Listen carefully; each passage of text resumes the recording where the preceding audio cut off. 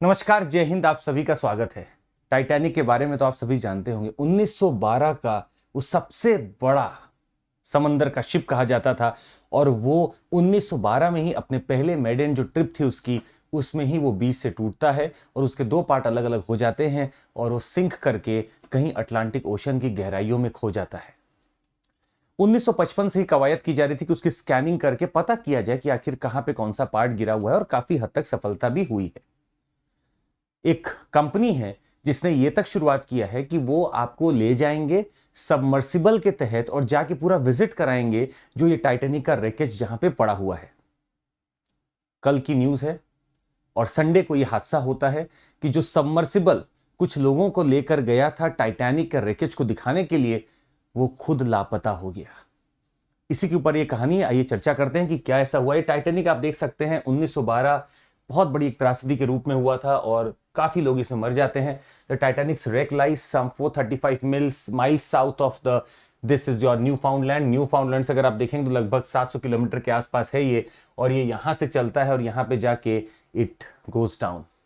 It was the largest ship of its time and hit an iceberg there. यह iceberg से जाकर टकराता है, इसके हल में एक क्रैक होता है, पानी अंदर बढ़ता है, दो भाग में ये टूट जाता है।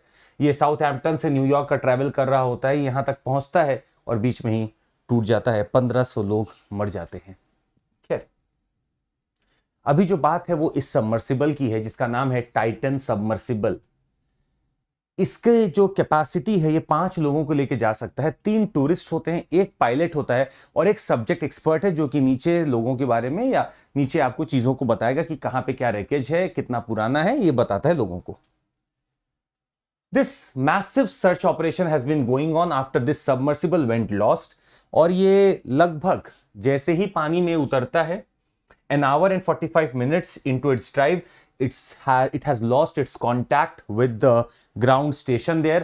और ये कहीं अटलांटिक ओशन में बिल्कुल खो गया है। सर्च ऑपरेशन जारी है पर अभी भी इसमें कुछ ऐसा हमें सफलता हाथ नहीं लगी। ये लोग मान रहे हैं कि इसमें जो ऑक्सीजन की कैपेसिटी है वो लगभग 96 घंटों तक चल सकती है अगर उसको सही से यूज किया जाए तो। पर आप समझ सकते हैं पानी के अंदर का प्रेशर और सब देखते हुए क्या स्थिति बनी होगी। ओशन गेट कंपनी का नाम है जो कि ये ऑपरेशंस करती है, जो ये वॉयज करवाती है, उसका नाम है ओशन गेट। टाइटन उनका ही एक सबमर्सिबल है जिसका 23,000 पाउंड का वेट है। कार्बन फाइबर से बना हुआ है। हालांकि ये तो टाइटैनिक का इमेज है, पर जो टाइटन हम अभी आपको दिखा रहे थे वो आपका कार्बन फाइबर से बना हुआ है और टाइटेनियम से बना हुआ है। ये कार्बन फाइबर और टाइटेनियम से बना हुआ है जो कि नीचे 5 लोगों तक को ले जा सकता है। इसके पास एक प्रोप्राइटरी रियल टाइम हल हेल्थ मॉनिटरिंग सिस्टम भी है कि कैसा प्रेशर हल पे पड़ रहा है, जिसका आउटर बॉडी उस पे कैसा हल पड़ रहा है, वो एनालाइज करता है प्रेशर को और अपने हिसाब से चीजों को बदलता रहता है। मतलब अंदर की चीजों को बदलता रहता है ताकि प्रेशर का उतना दबाव लोगों पे ना आए। तो ये आपका लापता हो चला है संडे से ही और लोग इसको ढूंढ रहे हैं। इस मैप पे अगर आप थोड़ा सा देखने की कोशिश करें तो लोग यहां आप देख सकते हैं, this is where they have arrived. ये 18 जून को ये साइट को थोड़ा सा एक्सपैंड करके दिखाएं तो यहां पे वो अराइव कर रहे थे और यहां पोजीशन और 19 जून अगर देखेंगे तो कहीं ना कहीं वो यहां पे पाया गया था। और उसके तुरंत बाद ही, मतलब जब उसको चालू किया गया था तो होता क्या था कि इसको एक शिप पे कैरी करके थोड़ा दूर तक ले जाते थे और वहां से वो नीचे जाता था। वहां पे जैसे ही वो पहुंचे 1 घंटा 45 मिनट के बाद जैसे ही वो पानी में गया उसने कॉन्टैक्ट अपने सारे खत्म कर दिए।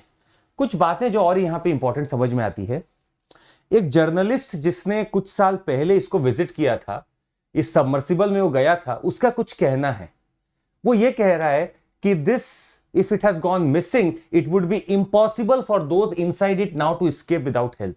जो उसके अंदर फंस गए हैं वो बाहर निकल ही नहीं सकते। It is impossible for them to may be come out of it without any help from outside. Further complicating the recovery mission is that GPS is not working underwater. GPS does not work underwater.